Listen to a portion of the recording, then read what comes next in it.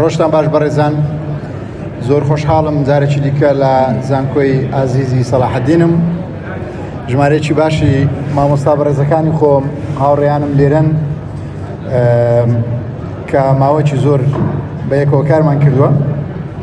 بەڕێزان، ئەو بابەتەی من پێشکەشی دەکەم زیاتر جانبێکی عەمەلیە. دڵنیام لە چوارچێوەی سیمپۆزیۆمەکە ئەوڕۆ بواری نەزەری زۆر تەختیە کراوە بە گوێرەی توێژینەوەکان لە دنیا، بە تایبەت ئەو راپۆرتانەی UNODC بڵاوی کردوتەوە وەکو ئاژانسی تایبەتمەند لە نەتەوە یەکگرتووەکان. چەک ئامرازی یەکەمی تاوانی کوشتنە لەسەر ئاستی دنیا. 140 هەتا 47 تاوانی کوشتن لە دنیا بە سیلاح دەکرێت، بە چەک دەکرێت. طبعاً ڕێژەی چەک لە هەر وڵاتێک ژمارەکە یان داتاکە دەگۆڕێ. بۆ نمونە لە ئەمریکا نزیکی 175 تاوانی کوشتن بە چەک دەکرێت.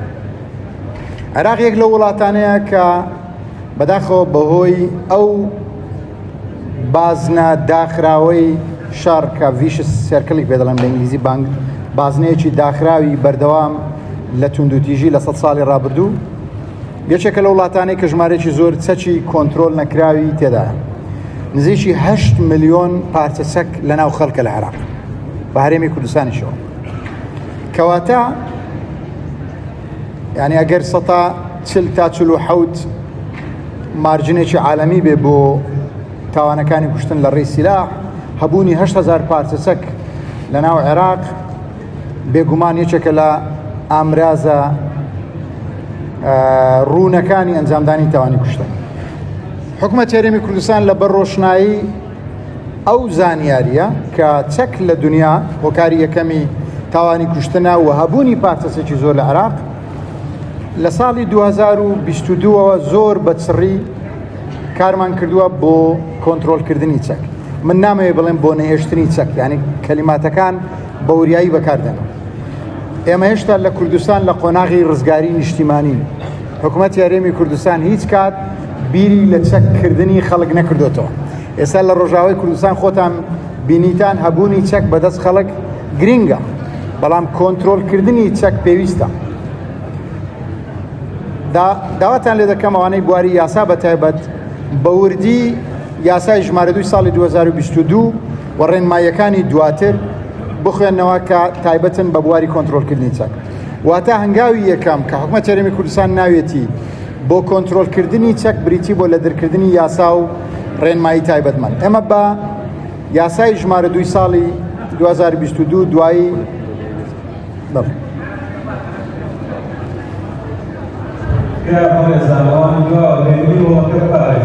ئەوەیەکی زانستیە، ناکرێت یانی لە کاتی پێشکەشکردنی پامێرێکی زانستی ئێوە هەموو ئەکادمیستن، هەموو قوتابیانی زانکۆن، ناکرێت یانی وڵەکە بۆ شێوازە ژاو ژاوی پێدادێت.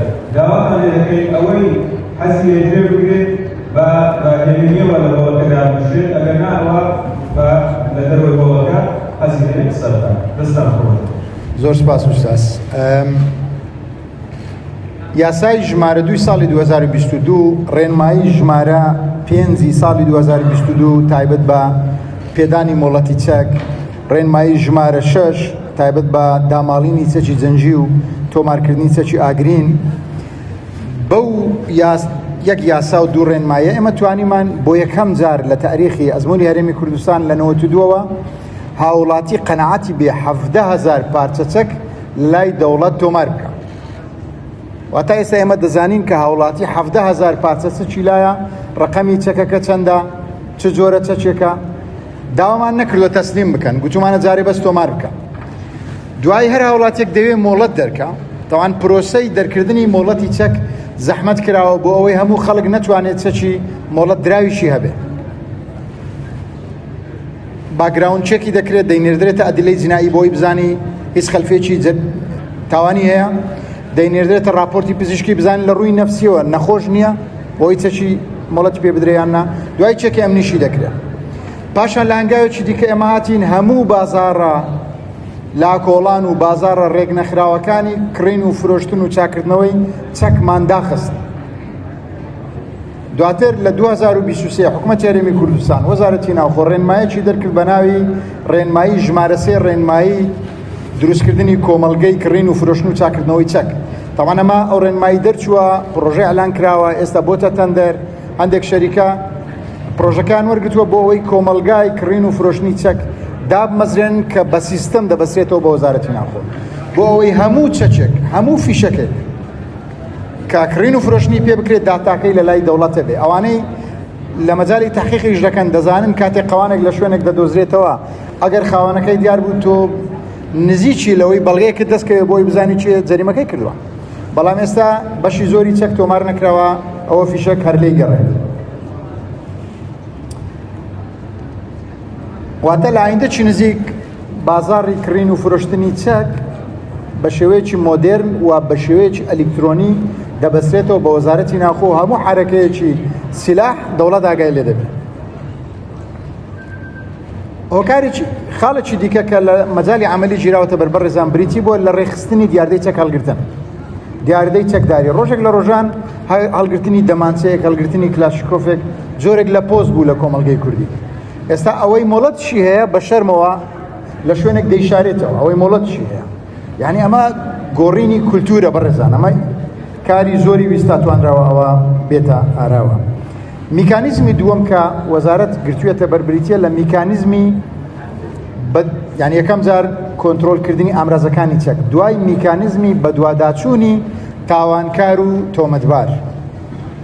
خۆتان ئەو تاوانەی هەولێرتان بینی ئەو سێ هاوڵاتیە بەداخەوە بەبێ گوناح شەیدکران کەمتر لە 24 کاتژمێر تاوانکار دۆزرایەوە. تاوان دۆزینەوەی تاوانکار لە مودەیەکی قیاسی ناردنی سیگنالێکە بۆ هەر کەسێک دیکە کە بەنیازی تاوانە کە ئەگەر تاوان ئەنجام بدەیت دەدۆزرێەوە، ناتوانانی ڕابکەی. چیمان کردو بۆ ئەوەی ئەوە بێتە دی؟ یەک سیستمێکمان هەیە بە ناوی سیستمی ملاحقەی مەطلوبین، سیستمی بەدواداچوونی داواکراوان. ئەو سیستما بەڕێوەبەرەتی گشتی پۆلیس پێشی خستووە لە ساڵی 2021ەوە لە کارە. لەو کابینەیە توانیمانە 4999 کەس لە ڕێ ئەو سیستمە بگرین.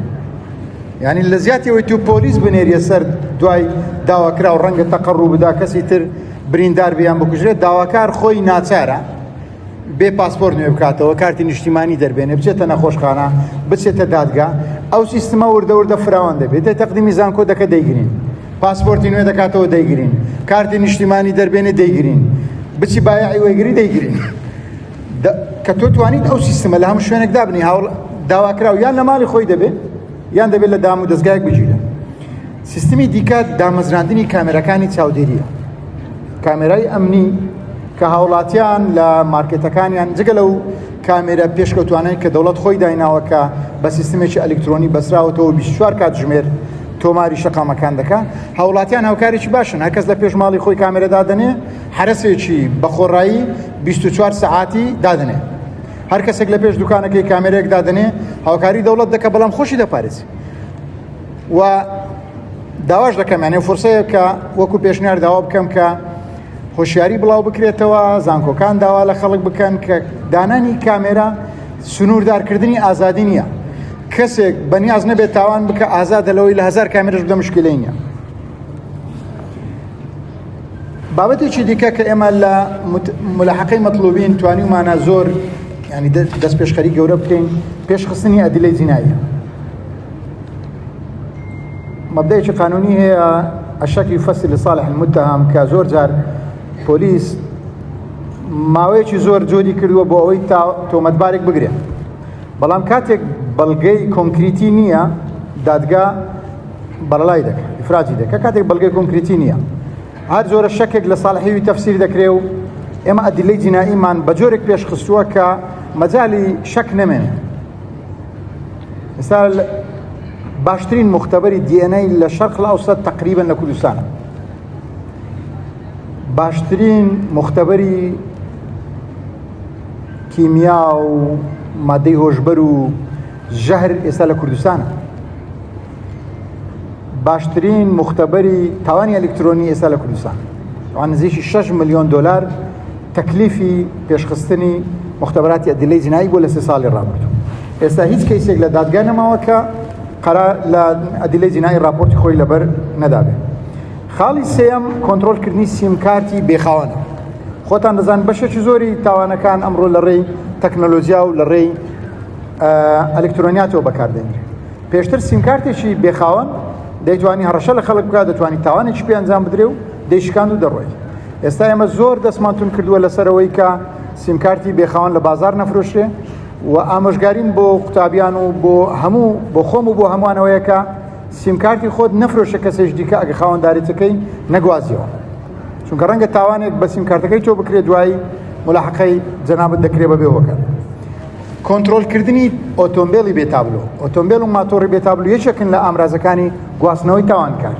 ئێمە تابلۆکانی ئۆتۆمبیلمان هاوشێوەی ستانداردی دنیا کرد کە ئەو تابلوانی ئێستا هەیە هەمان ئەو تابلوێ کە لە وڵاتانی پێشکەوتوو هەیە، کۆدی سکیوریتی تێدا ناتوانرێت تەزویر بکرێ و لە پاڵیدا مرور بەجددی بە دوای دەژیرکردنی هەر شوفێرەکن کە تابلۆکەی بشارەتیان تابلۆکەی ساختە بێت. ئێمە لە 2025 توانیمان تقریباً بە هەزاران ماتۆڕی دلیڤەری ناچار بکەین کە ماتۆڕەکەی تۆمار بکەم، چونکە دەیتوانی ژەهر بێنێتە ماڵی هەر یەکەمان نەشمان دەزانی چییە. بەڵام ئێستا لە دوایین کۆبنەوە کە من لە 2 هەفتەی ڕابردوو لەگەڵیانمان کردووە تقریباً 100 ماتۆڕەکانی دلیڤەری تۆمار کراون، شوفێرەکانیان ئیجازەیان هەیە. خاڵی سێم تقریباً دەبێتە خاڵی کۆتایی، بابەتی هەماهەنگی نێودەوڵەتیە. بەشێکی باشی ئەو تاوانانی ئەنجام دەدرێن بە تاوانی کوشتنی شەوە لە ڕێی تۆڕەکانی تاوانی نێودەوڵەتی ئەنجام دەدرێن. یعنی دەکرێت ئەنجام یان ڕەسی نێتۆرکەکە لە وڵاتێکی ئەوروپی بێ، ئەوەی لێ تاوانەکەی ئەنجام داوە ڕەنگە یەک لە کەسەکانی ناو تۆڕەکە بێن. ئێمە لە ڕێی پێشخستنی پەیوەندەکانی وەزارەتی ناوخۆ حکوومەتی هەرێمی کوردستان لەگەڵ وڵاتان ئێستا بە ئاسانی دەستمان دەگاتە هەر تاوانکارێک لە هەر جێیەکی دنیا. لە ڕێی ئینتەرپۆلەوە بە ئاسانی دەتوانین گشتاندنی فۆرمی یان یادداشتی دەستگیرکردنی هەر کەسێک بنێرین بۆ هەر وڵاتێک. لایەنی کە مەنعی سەفەری لەسەردا دەنرێ، بێتەوە کوردستان لە مەتار دەگیرێ، بچێتە وڵاتێش دیکە لە شوێنێش دیکە دەگیرێ. واتە وردە وردە دەرفەتەکانی منوڤەرکردنی یان هاتوچۆکردنی تاوانکاران کەم دەبێتەوە. بەعام لە دنیا تاوانکار هەمیشە هەوڵ دەدا هەنگاوێک لە پێش دەوڵەتەوە بێت. ئەگەر دەوڵەتان هەمانجی نەکەن، ئەگەر پەیوەندەکانی خۆیان پێش نەخەن، ئەگەر لە ڕووی وەسائلی بەرەنگاربوونەوەی تاوانەوە خۆیان پێش نەخەن، تاوانکار دەتوانێت بە ئاسانی لێ دەرچێت. ئێستا تاوانکاری دەولی هەیە بەتایبەت لە تۆڕەکانی تاوانی ڕێکخراو بەبێ ڤیزا بەناو وڵاتان دەسوڕێتەوە بە پاسپۆرتێکی عێراق لەبەرەوەی نێتۆرکیە. دوو پێشنیار لە کۆتایی دەکا بۆ تیمی بەڕێزیشم ناردبوو وەکو ڕاستپاردا. یەکەم تکایە هاوڵاتیانی بەڕێز بابەتی هەبوونی چەکی بێمۆڵەت بەجددی وەرگرن. مادەی 15 یاسای چەک زۆر توندە. هەر کەسێک چەکی بێمۆڵەتی بەدەست بگیرێ دەدرێتە دادگا بە جۆرەی مادەی 15 حکم دەدرێت کە هەم سزنی تێدایە و هەم غەرامەی مالیش تێدایە. لە هەر شوێنێ خۆ پیشاندان کرا کەس بە چەکەوە نەڕوە چووکە چەکی مۆڵەت داریشت هەبێ زەرفی مشەدەدی لەسەر دانراوە بە جۆرەی خاڵێکی دیکە لە یاسای چەک سزاکەی دووقات دەبێت. خاڵی دووەم وەکو پێشنیار کە خاڵی کۆتاییمە کەناڵەکانی ڕاگەاندن دەورێکی زۆر خراپ دەجێڕن لە تەختیەکردنی ڕووداوەکانی کوشتن و تاوان بەگشتی. یعنی بە دراسە سەلمێنراوە لە بواری کریمینۆلۆژیکە پیشاندانی تاوان دەبێتە هۆکاری تەشجیعکردن لەسەر دووبارەکردنەوەی. بۆیە پێویستە کەناڵەکانی ڕاگەاندن هۆشیارانەتر لە خزمەتی کۆمەڵگاکەیان بە شێوەی زانستی هەوڵ بدەن تەختیەی تاوان بکەن، نەک بەو شێوە ڕەمەچەیکە ئێستا هەیەوە. باسی سۆشیال میدیا کرا، تەوان سۆشیال میدیاش ئێستا بەداخەوە یەکێک لەو بەڵایانەیە کە تووشی کۆمەڵگەی ئێمە بووە. زۆر زۆر سوپاس کاکتۆر.